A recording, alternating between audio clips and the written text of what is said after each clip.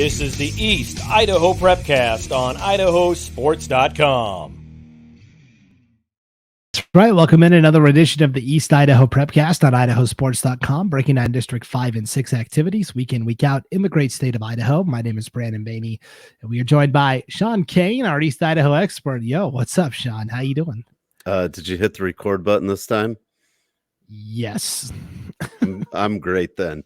No, I'm good. It's as you can tell, it's already dark here. The weather's changed. It's dark. Girls basketball started, if you can believe it. I did a basketball game last night, and there's some new interesting rules in girls basketball. I don't know if you knew about this with the fouls. Yes. And it was interesting. I don't know how I feel about it, but it was definitely interesting.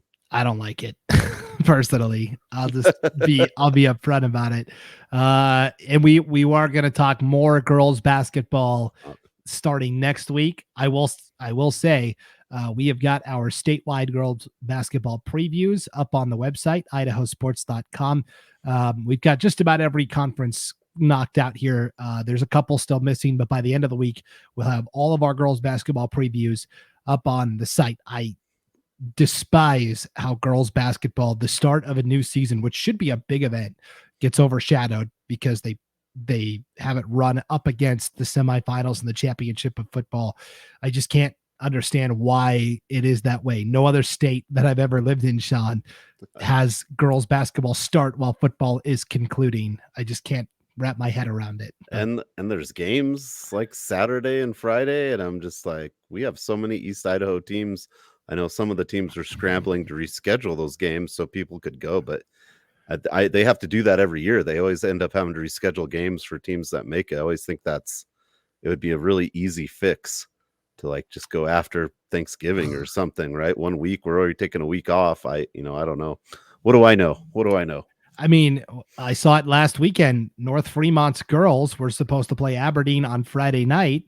Well, only problem is Ben Lenz, the North Fremont girls coach, also coaches the football team, and they were playing Friday night in the state semis. So they had to move it to Saturday. Now that's an easy move, but sometimes they're not as easy. And anyways, I hate it because I love basketball, and I think I've said this on the show before. I like basketball way more than football. I like football, but I love basketball. And so I've been really wrapped up in girls hoops, especially getting these previews, up on the site. And so there's so many good, like Snake River is playing Kimberly this weekend, and that should be it should be a huge matchup, and nobody's going to be talking about it. And East Idaho's got some amazing teams, and I'll give you a little preview. I think Shelly's going to be good. Coach Carlson said the same thing when we reached out to her for some preseason quotes. So yes, all the girls basketball previews up on the website, IdahoSports.com. And we'll dive more into girls hoops next week.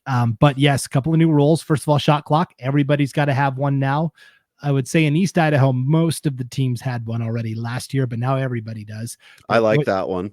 Yeah, that's a good rule. But what you're specifically referring to is they've changed the way the bonus is, where it used to be, okay, once a team commits 7 fouls in a half, you are now in the bonus. Now it's per quarter, and it is after 5 fouls in a quarter, right? Yeah, correct. 5 fouls, and it's got to be, if it's an offensive foul, you don't get a shoot. That what came into question last night. It's not a defensive foul; it's an offensive foul. Right. I'm no expert on it. I, learned it with the refs last night. The refs knew it, really well. They explained it to the kids before they played. Even the freshman refs did. So the refs know it. It's about getting, the stat people, the coaches.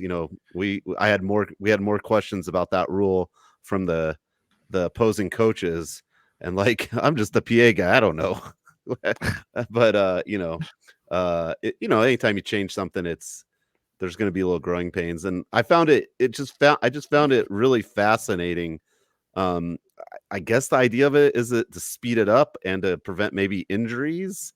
I heard someone say, so you're not fouling, but you really have to game manage a lot different because, if you want to stop the clock in the fourth quarter, you might not even be anywhere close Yeah, and I guess so. Here is the here's from the official rule book. All right, Rule 4-8-1 eliminates the 1-1 for common fouls, beginning with the seventh foul in the half, and establishes the bonus as 2 free throws Yeah, awarded 2 shot. for a common foul, beginning with the team's 5th foul in each quarter, and then the foul totals reset at the start of the new quarter. So there's no more bonus and double bonus. It's just the bonus, and you get 2 free throws regardless. Now, here's where it lists rationale. Improves the flow by providing an opportunity for teams to adjust their play by not carrying fouls from quarters 1 and 3 to quarters 2 and 4, while significantly reducing the opportunity for correctable errors to occur. It minimizes the risk of injury by eliminating the 1-1 and reducing opportunities for rough play during rebounding opportunities. And to that, I've got to say, I don't agree at all. All you're doing is, I mean, there's still going to be quote unquote rough play on Not the second shot. yeah. That makes no sense to me. Yeah, I didn't get that. I just found it interesting talking to Century Coats Meg Fleshman that now your strategy changes too, because they're going to get 2 shots, and depending on the score or whatever, 2 shots, it's a lot different than a 1-on-1, right? If they don't, it changes the dynamic of what's going to happen by a ton, and everyone's learning and adjusting to that. But it was just weird. Is that 5? And no, 5 this quarter. Everyone's yelling 5. No, not the person's 5th foul, 5 team. So, because 5 fouls is usually referred to a player fouling out, right? So you kept hearing 5th foul all the time, and it's not about who fouled out. You'd hear coaches go, "Who fouled out?" No one fouled out. It's the 5th foul. But it was weird. I don't get it. And this is what they do in women's college basketball now. Okay. And I don't like it there either, to be honest. I like the 7 because it takes some of the strategy away to me. And so anyway, and they're trying to avoid just a foul fest at the end of games. Yeah, that's still gonna happen. Like I don't know if you've never mind on my comment, but yeah, it's still gonna happen if it's close. I mean, if the game's close, you're still going to try to preserve the clock, right? I mean, I don't think that strategy will change. You'll have to foul, but yeah, it's very, and I could see getting more fouls, because if your fouls start over, and who's tracking that? Now, do you have to have a foul coach on the bench? They're keeping the stats and the fouls. I mean, it's it's crazy. There is usually an assistant coach that their job is to go to the official scorebook and who's got fouls and timeouts, right? There's a coach that gets tabbed with that for sure. Yeah. Hey, this is my kind of podcast, Sean. 7 minutes in, and all we've talked is hoops. I'm good with that. I don't know if the fans are though, so we better pull it back to fall sports. If we need to start talking about the 1998 Chicago Bulls, we can do a series on that. But okay, we'll go to football. Well, before we get to football, Sean, we got to hit the pool first. State a little wet. Yeah, state swimming did take place 2 weeks ago. We obviously didn't do a show last week, Sean. I wasn't feeling well, and my voice still is not quite all the way back there yet. So, I may have to take water breaks for the podcast. Hopefully not. But state swimming was 2 weeks ago. We did have one champion from East Idaho we wanted to recognize. It came on the girls' side. Abigail Balsmeyer from Idaho Falls wins the 100 butterfly in a time of 1 minute, 2.38 seconds. Congratulations, Abigail Balsmeyer. Yeah, nice job. Swimming's it's a hard sport down here, down east, down yonder. I feel like we're a little behind, and I think a big part of it's facilities. There's not a ton of swimming facilities in East Idaho, so I mean, you have to have a pool to swim. So if there's a few more pools, maybe it'd be a little bit more, but it's one of those things. There are some really good swimmers, Pocatello, Idaho Falls, and other smaller communities come in too, because obviously, like, those smaller schools in District 5 and 6, they don't have a pool either. So it's a tough scenario, but congratulations to her and good job for Idaho Falls. Yeah, and this is something that I want to explore more deeply, because you talk to anybody that lives in East Idaho, and they didn't have a very good time as spectators over at the Boise YMCA. That's where state swimming is held every year. It's the only facility in the state that can really hold state swimming. It's got enough lanes and things like that. But they don't ever fill the building to its capacity, right? It's very sparse attendance. They don't let a lot of people in, even though the capacity for the building is greater. And so a lot of fans get turned away, and a lot of parents that drove all the way to Boise to see their kids compete get turned away. And it's a really sad deal. But the problem is there's no other alternative. There's no other place to have it. In East Idaho specifically, I've heard stories about kids having to practice outdoors. Yeah, did the team practiced?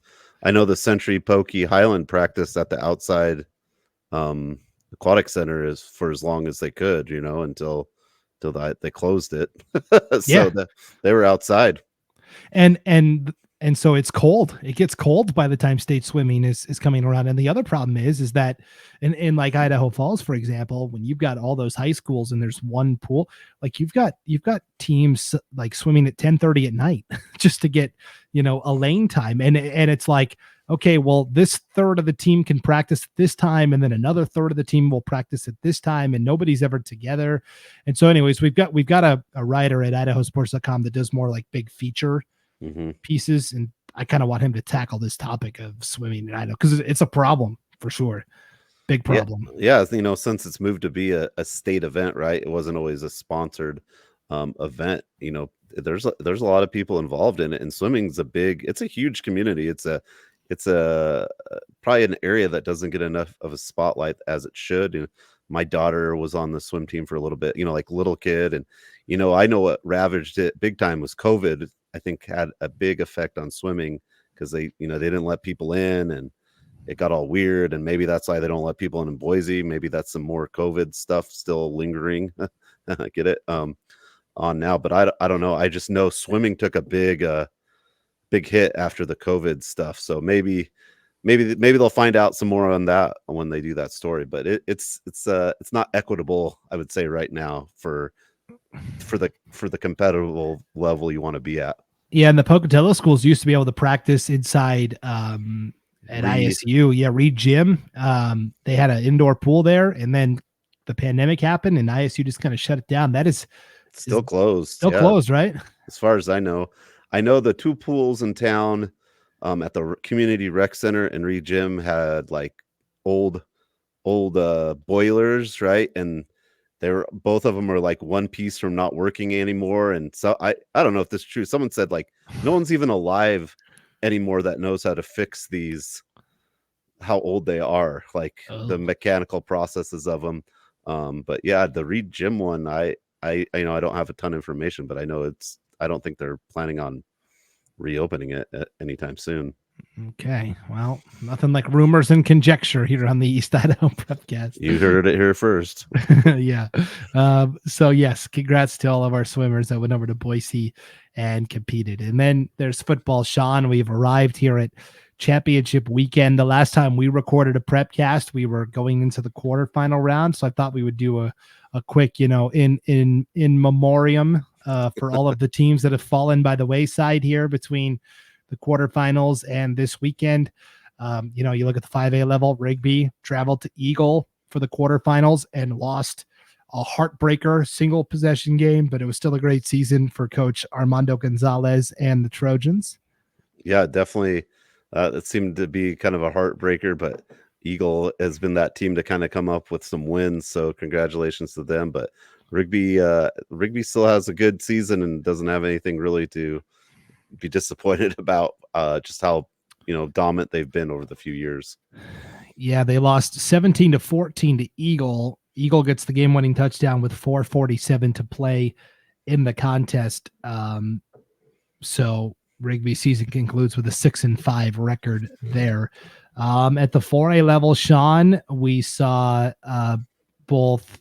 Let's see, I'm trying to go in order here in the quarterfinals. We didn't have anybody from East Idaho drop out. So 3A in the quarterfinals, Snake River went to Homedale and fell 28-0. A Homedale team that we'll talk about more when we get to the semifinals. But for Snake River, District 5 champions, they finished the season with a record of 6-5, and it was a good year for Coach Jeff Daly and the Panthers. Yeah, I couldn't agree more. I think Snake River had a great season. That 3A bracket, whatever side you were going to get on, it was going to be a difficult journey nonetheless, but still very competitive team. Went, did their best against a very good Homedale team. Yeah. Dropping in the 2A quarterfinals, we had Bear Lake fall to North Fremont 54-6. So the Bears finished the defending champions with a 5-5 record. They lost a lot of talent from that championship team last year. And then Westside took out Aberdeen for the second time in the season in the quarterfinals, 34-8. So Aberdeen finishes the year 6-4. Sean, that was the team you got to see in their first round win over Firth.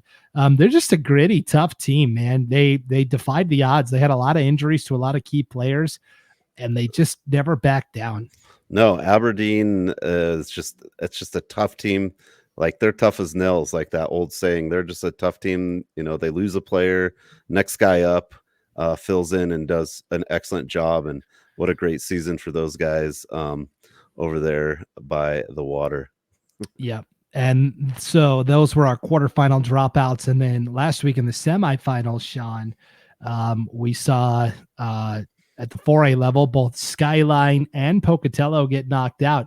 Skyline had to go up against Hillcrest for the second time this year. Outdoors, Hillcrest wins again in a very tight game, 35-31.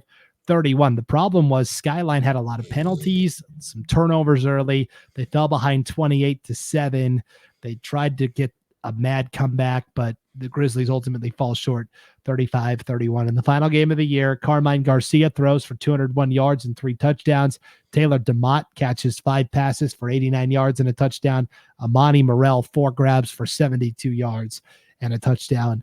And I mean, Morrell will be back. Zion Crockett will be back. A lot of those linemen up front will be back. Skyline's going to be right in the mix again next year. Yes. I mean, that game, I think we even talked about, we didn't talk about it on air because, you took a vacation, but man, everyone was like, it's a coin flip. I kind of felt Skyline would maybe win that game, but man, Hillcrest, betting against Hillcrest should like me, because every time I've kind of semi went against what Hillcrest is going to do, they've won. So I don't know what to tell you, but yeah, a tough game, and Hillcrest is just a team playing well. But yeah, Skyline, Amani Morrell will be back. I mean, in my books, Amani Morrell is one of the best players in Idaho football, period. And so, yeah, good job to both teams. And I actually saw the Skyline coach the Saturday before that game and talked to him a little bit, and because he was down watching the ISU game, obviously.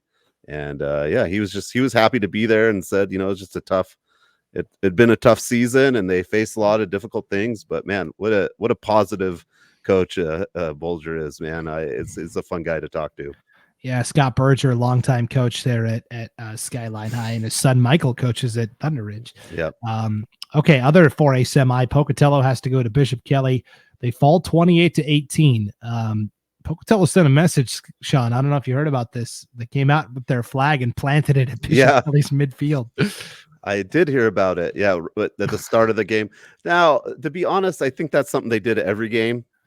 Right. That was part of their, in intro to the game, they run out and plant the flag. But Bishop Kelly they didn't like it, I don't think. But at home. I think Bishop Kelly is used to people just bowing down in reverence to them. Oh, yes. Pokey, of course, didn't do that. And yet, Pokey only loses by 10, despite turning the ball over five times. I mean, just think about, even if they turn it over 3 times instead of 5, Pokey maybe wins. Yeah, going back and looking at that game, you almost got the feeling no one wanted to win it. I mean, you just didn't get any. It had no rhythm of this team's gonna kind of pull away from it. And I had talked to someone else about it, and I kind of thought the game was a big dependent on that game was Drew Contreras, the quarterback of Pocatello. I thought if he had a good game and they didn't get down, Pocatello, that is, they would be in good shape. But unfortunately, that wasn't the case, and the turnovers, I just wasn't enough for him to mount a comeback. I think you just get, when you get down, you got to throw the ball, basically. And unfortunately, some of those went to the BK hands. Yeah, 4 interceptions and a fumble for that Pocatello offense. Riken Echohawk, 97 yards rushing and a touchdown in his final game for the Thunder. What a career he's had. He'll be a tough guy to replace, certainly. But Pokey does bring back some some players next year. So we'll keep an eye on Coach Spillett's crew there as they fall 28-18. At the 2A level, Sean, we had an All East Idaho semifinal. North Fremont hosted West Side, and the Pirates went up and beat the Huskies 22-8. So North Fremont loses for only the second time on the season. They conclude their year at 8-2. Jed Hill scored on a quarterback run to tie the game, I believe, 8-8 early, and then they just could never get any traction going after that. That game was on my list as a game that I thought was going to be really, really good, tightly contested. And man, watching Fremont this year, I thought Fremont was maybe the team to beat in 2A, but like I said, you can't ever bet against a West Side Pirates team late in the season.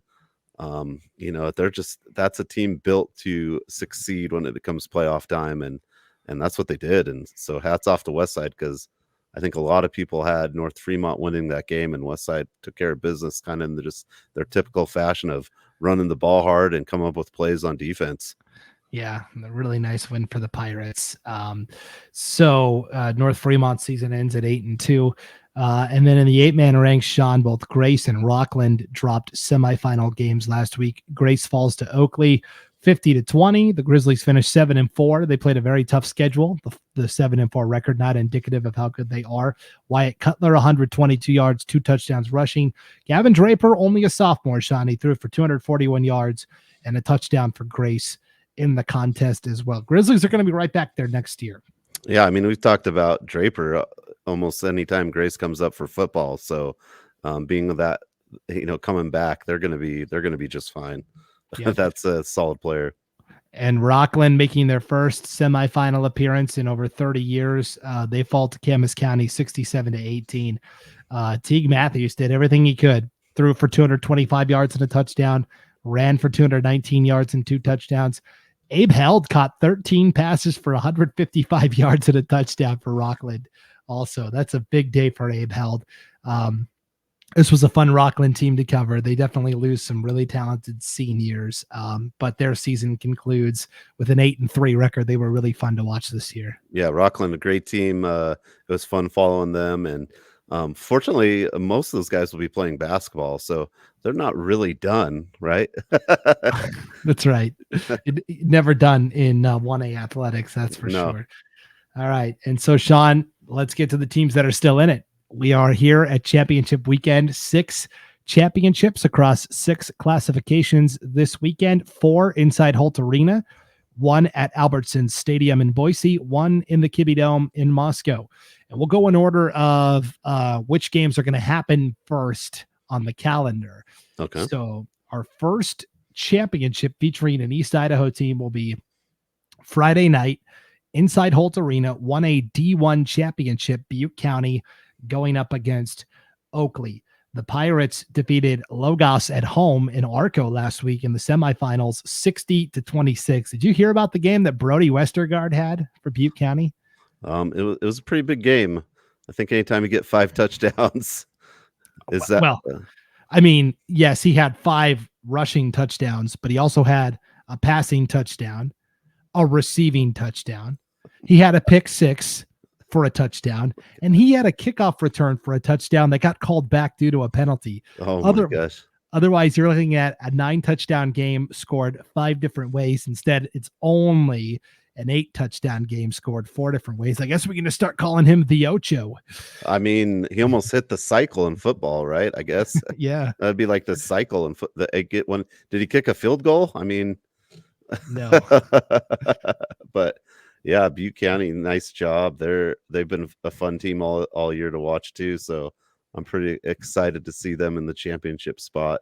And of course, who do they have to play to get there in their regular season? Grace, right? So a tough conference right there just in itself. So yeah, and this game will be fascinating. We do the IdahoSports.com pick 6 every week, where the Prepcasters across the state pick 6 games. There's only 6 games left this week, Sean. It was the 6 championships. What did you pick in this game, Butte County and Oakley? For this one, I picked Oakley. Okay. I do like usually go East Idaho, but I don't know. I just went with a gut reaction for Oakley. And I picked Butte County, and this is a coin flip game. You know, if Oakley won, it Yeah. wouldn't surprise me. If Butte County wins, obviously, I won't be surprised. I just feel like sometimes you have a team of destiny, right? And with Butte County and what's happened this year with Dylan Waymeyer, the young man that suffered that medical emergency a few weeks back on the sideline during one of their games, and his continued recovery. I mean, sometimes, you know, you just have a team of destiny and they come through and deliver. It doesn't always happen that way. It's not always the Hollywood ending, but that's kind of what I'm hoping for. So yeah, they're and when you've got, I mean, you obviously have a reason to play, but when you have another reason to, that helps. However, my son did pick Butte County. Yes, we had a celebrity picker, all of us this week, and your son made all the picks, Sean. Yeah, my son. He liked Butte County because he thought it was funny because Butte kind of sounds like butt. Hey, I can't dispute that. Like kicking butt, which they've done all year. Right. My celebrity picker was my 9-year-old nephew who lives in Montana, and I didn't tell him. He obviously doesn't know anything about the teams. I just told him the mascots. So I was like, okay, it's the Rams versus the Vikings, and the Rams colors are red and black, and the Vikings are red and blue. And I just gave him the colors basically, and he picked from there. So he picked Oakley only because he had previously picked the West Side Pirates the game before that, and he didn't want to pick two Pirates. Reasonable. I think so. I mean, so it's a reasonable, sound choice. So anyways, this will be Friday, 5:30 on IdahoSports.com. 1A D1 championship should be a lot of fun. The second game of the doubleheader Friday night inside Holt Arena, Sean, is that other. It's all Hornets and Pirates, baby. It's the Oakley Hornets and the Butte County Pirates, and then it's the Declo Hornets and the West Side Pirates for the 2A championship. This will be at 8:15 Friday night inside Holt Arena. This is the rematch everybody wanted to see. This is by far the most difficult game for me to gauge how it's going to go, Sean. Declo went to West Side and won 28-27 in the regular season. It was kind of that crazy game where West Side was accidentally given a 5th down to try and score. Oh yeah. late in the game, remember? Yeah. And Declo still stopped them on 5 plays inside their own 10-yard line.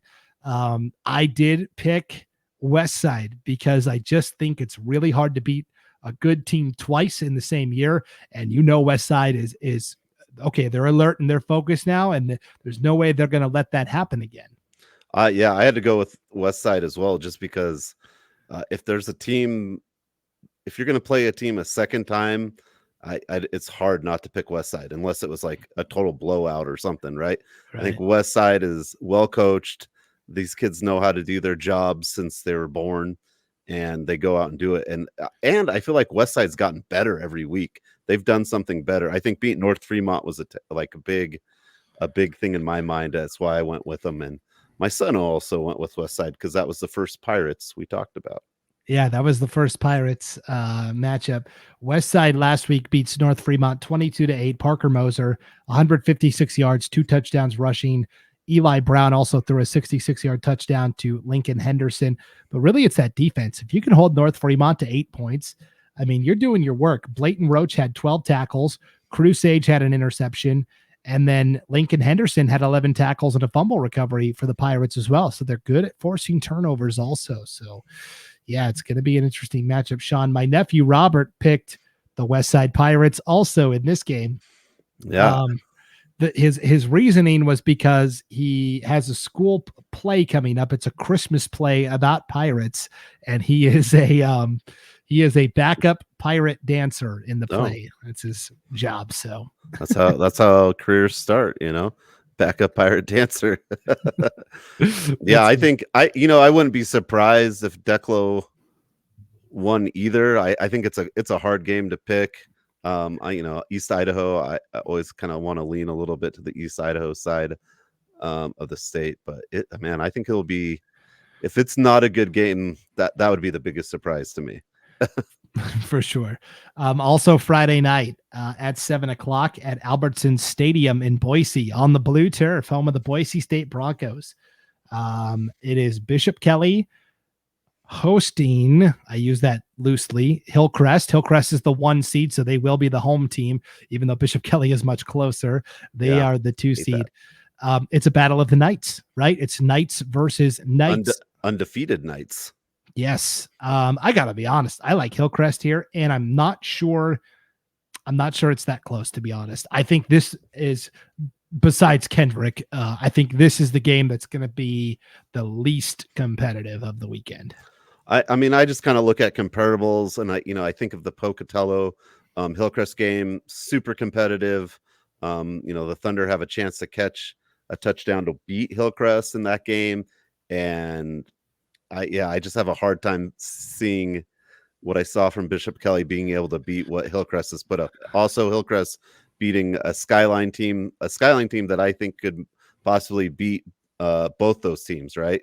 Yeah. If they're on the other side of the bracket and aren't in the same, if things go a different way, the championship game could have been Hillcrest, Skyline, I think are the top of the teams right there. And maybe I'll be wrong, but I've watched Bishop Kelly on film this year. I'm not like super blown away by anything they do. They have some good players. Peter Minnert's a good running back. Oh yeah. They've got a good O-line, right? I don't know. There's just something not there for me that I see with them. They played in a very weak league this year and got pushed by some subpar teams in their league. And I don't know. I think this is setting up for a red wave, as it were. Well, and the last time Hillcrest won a championship, they beat BK, I believe, in 2018 too. So hard to bet against, but it'll be interesting. My son did pick BK though, because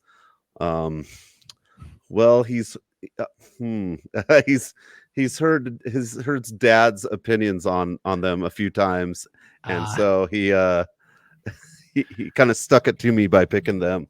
Yeah, he did that to make you mad, right? Yeah. He has a sense of he's 6 years old, but he has a sense of humor very much like me. It's pretty funny. Yeah, that's funny. Of course, Sean is the varsity tennis coach at Century, and Century's run of championships is matched and surpassed only by Bishop Kelly in 4A competition. So of course, I have no ill will. It's just right. I mean, I like him, whatever, but yeah, I want to beat him. Yes. Yeah, everybody wants to be BK, right? Yeah. My nephew picked Hillcrest. He said basically, he's like, because I gave him the colors. I said they're both Knights. I said the first Knights are black and gold. The second Knights are red and black. And he goes, ooh. He said the black and gold kind of reminds me of the Vegas Golden Knights, and they're pretty good, but I really like the blood red of the other team, so I'll take that team. I like it. I like it. He still has Halloween on the mind, obviously, with the blood Yes. red. So yeah, that's Friday night, 7:00 at Albertson Stadium in Boise. And then we've got a doubleheader Saturday, Sean, inside Holt Arena. It starts with the 5A state championship game, and this is, if Westside Declo is the game I'm most excited for, I think Coeur d'Alene Highland is maybe the second best matchup, I think, where Coeur d'Alene wins the North. They beat Eagle on the road last week 7-6. They got outgained by more than double in yardage and first downs. Eagle had 19, Coeur d'Alene had 4. But defense wins the day. Coeur d'Alene wins 7-6. Highland similarly in a low-scoring game, they beat Meridian 20-14 and get revenge. Meridian was, and still is, their only loss this year. So Highland gets a big win. Drew Hymas throws a 23-yard touchdown pass to Ridge Barella. This game was 0-0 until 4 minutes left before halftime. And Highland led at halftime 7-0. Meridian tied the game 7-7, and then like 2 plays later, Jackson Riddle busts off a 78-yard touchdown run to give Highland the lead back. Hymas hits Barella again for a 53-yard touchdown, and Highland hangs on and wins 20-14. How do you think this 5A championship goes? Well, I was at that Highland game, and we talked about Highland. We never really have seen Highland put together a full game. I feel like they've played 3 quarters really good. They played 2 quarters really good. This game, I felt like they put together a full game, and maybe Highland's defense is pretty underrated. They had, 3 fourth down stops that were crucial in that game, which really was the turning point. And I I think if you go defense and defense, it's going to be a battle. But Highland's big play ability has just been phenomenal this year, and they've been able to come up with big plays. And I like Highland just because they've got so many offensive weapons, and I think it's hard to stop them from getting one big play for 4 quarters. Maybe you can stop for 3 quarters, but I feel like 1 quarter they're going to find Ridge, Riddle. Kai Callan really wasn't even involved in the offense that game, and he's dangerous. So, yeah, I mean, these teams have met for these teams have combined for 16 state championships. You've got like the pedigree of state championships for 5A. I think I would flip it. I would say I'm most excited for this game, and then the West Side one. I feel like this game is set to be an epic one, and it'll probably be a low scoring affair regardless. Both teams don't give up much more than 10 points a game. So, and I kind of shifted all year. I've said Highland is the best 5A team, right? Since August, really since July. I kind of put my fork down and said, yep, Highland's the best 5A team. And I haven't wavered from that at all this year. Even after they lost to Meridian, I said, I still think Highland's the best team. And now, one game in the championship, Sean, I picked Coeur d'Alene. I picked Coeur d'Alene. I just feel like they've got an all-time defense. I mean, they are loaded with playmakers up and down. I do think they can keep Highland corralled. I do think it's going to be hard for Highland to not only score, but move the ball. Now it's going to be hard for Coeur d'Alene to move the ball also. I don't know. I got a feeling maybe this is my North Idaho bias coming through, but I took Coeur d'Alene. And one interesting thing from that Meridian game is, it was 20-14 because Eunice from Highland missed an extra point and then pretty much a gimme field goal, which I don't know if he's missed anything shorter than probably all year. He probably hadn't missed. So this game could come down to maybe a kick, and I'd feel like Zarek Eunice will want redemption after that Meridian game, because what he didn't do kicking, he made up tackling, because he was flying all over the field against Meridian. So if it comes down to a close game, Highland, I think their kicking game's pretty good too, and Drew Hymas is a pretty good punter, averaging about 40 yards a punt too. So yes, that's my East Idaho bias. Yes, and Coeur d'Alene is missing its starting running back, Carson Spielman, but they've gone to the next guy, Owen Harris, and have been able to churn out yards still. But yeah, that 5A championship is going to be really fun. That's 1:00 Saturday in Holt Arena. And then the last game, Sean, all East Idaho battle inside Holt Arena, Saturday, 4:00. It is Teton and it is Sugar Salem. Sugar Salem beats Weiser 25-7 last week. This was the game you were on the call for. Carson Harris runs for 85 yards and 2 touchdowns. Tate Cutler has 74 yards and a score. James Chase throws for 100 yards and a touchdown to Cutler as well. Let's start with that game, and then we'll get into what Teton did, because it was pretty impressive. But what were your takeaways from that Sugar win over Weiser? That Sugar is just good at all levels of the game. They're just really good at all the little parts. They're big. They're a pretty big 3A team on the line. They're pretty massive. Defensively, they apply a lot of pressure. Everyone does their job just really, really well. And this is one of their lowest scoring outputs, if not their lowest of the season. And Weiser is not a bad team. Yeah, Weiser's good. Weiser's a very good team. They're well coached. They do a lot of good things. But Sugar's defense is just phenomenal. And then, you have Harris finds ways to score. They do a lot of things good, and you can see why they've dominated all year. But yeah, I was impressed seeing Sugar live for that game and seeing what they could do. But yeah, it was a good game. Like the score, it kind of got away at the end, but there was chances. Weiser had chances throughout that game to come back. So it was a very good game. I just feel like Sugar plays a complete 4 quarters, and they just compete just really well. They don't have a weakness. That's the thing with Sugar. Like, where's their? Oh, they don't have a defense. No, they don't. There's not a weakness that I see that's glaring. Yeah, it is a very tough opponent for Teton, and let's talk about it, because everyone I think everyone assumed, oh yeah, Sugar at Homedale again. That's what it's going to be. Teton says, I don't think so. This game was tied at 42-42, which is what Teton wants to do. They want to get into a shootout. Homedale had only allowed on average, I think, like 14 points a game coming into the matchup. And so they forced Homedale to match them score for score. And honestly, I think that's what they'll try to do against Sugar Salem also. But this game's tied 42-42 late in the game. And Jack Nelson, the quarterback, scores on a 25-yard touchdown run with just 13 seconds to play. It was a passing play. He rolls out to his left. Nobody's open. He decides to take off and run. Sean, he lowers his shoulder, and he scores the game-winning touchdown with 13 seconds to go. Teton wins 49-42. What an impressive win for Teton on the road at Homedale. Yeah, I think a lot of people had kind of penciled in Homedale, and we knew this. Teton is good. Teton has been phenomenal all year, and Jack Nelson is a force to be reckoned with, and he has been all year. And I'm pretty interested. I know the first matchup between Sugar and Teton wasn't. People might think, oh, Sugar is going to win easy, but I wouldn't be surprised if this is a much closer game than what the peanut gallery might think. Yes, I mean, just some stats from Teton's semifinal win. Nelson completes 15 of 21 passes for 153 yards and 3 touchdowns. Also rushed for 83 yards and 2 scores. Jack Joyce had 167 yards rushing. Thomas Husevelt has 141 yards and 2 touchdowns rushing. Husevelt also catches 9 passes for 78 yards and a touchdown. Joyce catches a touchdown pass also.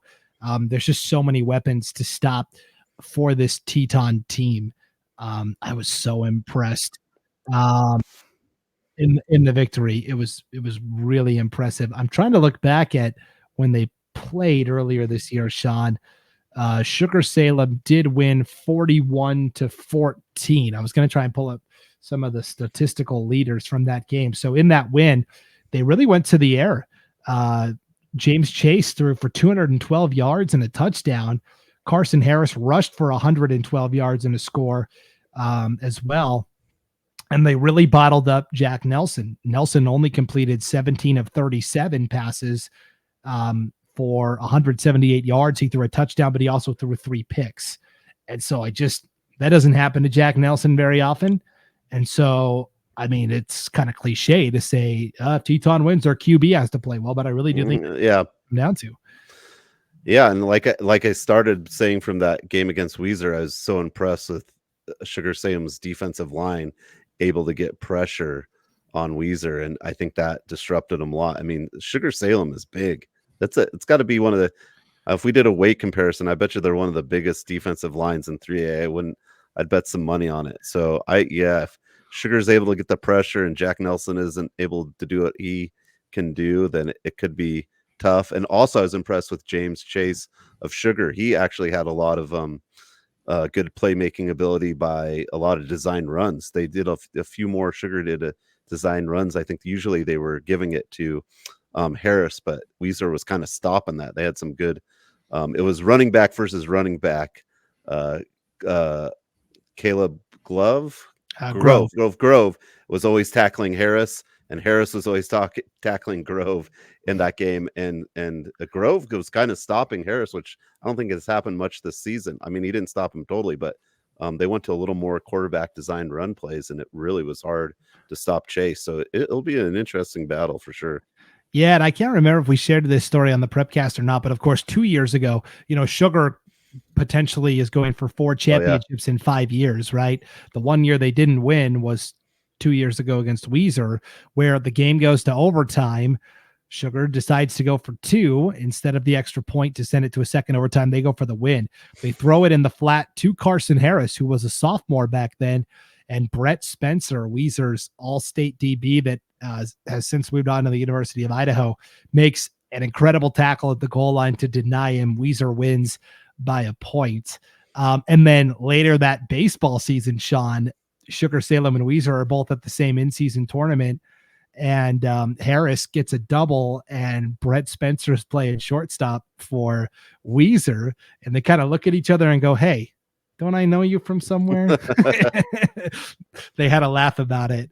So that was kind of a cool moment. But I'll tell you what, I know some people that live in Sugar-Salem, and that loss to Weezer really bothered them. Like, really bothered them. Yeah, that was on the minds of many of that game. I had some conversations with people that they had not forgotten that game. They would have 5 in a row if they didn't. There was a chip on Sugar-Salem's. They had no. They were taking care of business in that semifinal because they took that one game away from them. They had not forgotten. I mean, to the point where the Sugar baseball coach is also the offensive coordinator for the football team. And I was talking to him ahead of that state tournament that Sugar was at, where they were playing Weezer. And he said a lot of these guys are like, we haven't forgotten. And it's like we every day are reminded of it. And it just ate away at them. And so I'm glad they were able to vanquish that foe. I'll tell you, Teton, meanwhile, of course, has only won one championship in its history. It came back in 1999, Sean. So Tyler Richens is the head coach for Sugar-Salem, right? He's led the team to what could be 4 championships in 5 years. Teton's only championship comes in 1999 when they're led by a quarterback named Tyler Richens. Yeah. Yeah. So yeah. And he's also their athletic director and great guy. But yeah, it's kind of a perfect storm, right? You're going to play the team you won one with, and they're looking to get back there. So, I mean, it's a championship game, and both teams they're going to leave it all out there for sure. And I will say this, Sean, because there's going to be a lot of people there, obviously a lot of Teton fans and a lot of Sugar fans, any neutral observers, any fans that are just like, hey, I want to go watch this game, they're going to be cheering for Teton. I mean, nobody outside of Sugar and Salem wants to see the Diggers win another championship. Nobody does. So that the entire crowd outside of the Digger faithful is going to be cheering for Teton. So Digger Nation, I know you're going to show up, but you probably should bring reinforcements. Yeah, they had a pretty big crowd for the semifinal. We were on the side that Sugar-Salem sat on, and it was there was a lot. And I bet you there'll be a few more Saturday. Yeah, for sure. So it'll be a fun one for sure. 4:00 Saturday inside Holt Arena. And again, you can listen to all 6 championship games for free on IdahoSports.com this weekend. So we've got girls basketball previews up on the site. We've got, big news in the world of cross country as well, Sean. Neela Roberts from Skyline qualified for nationals. She went to the Nike Northwest Regional and placed high enough to qualify for nationals. So good luck to Neela Roberts. That'll be coming up in a couple of weeks. And she signed to go to BYU, I believe. Yeah, let me double check that. I think they had there's been a ton of signings right now. We won't get into all of them, but tons of national letters of intents going on in East Idaho. I believe I saw she was signed for BYU. Yes, BYU. Yep. BYU's just scooping up the best East Idaho athletes. In basketball, Isaac Davis, who's playing football for Hillcrest.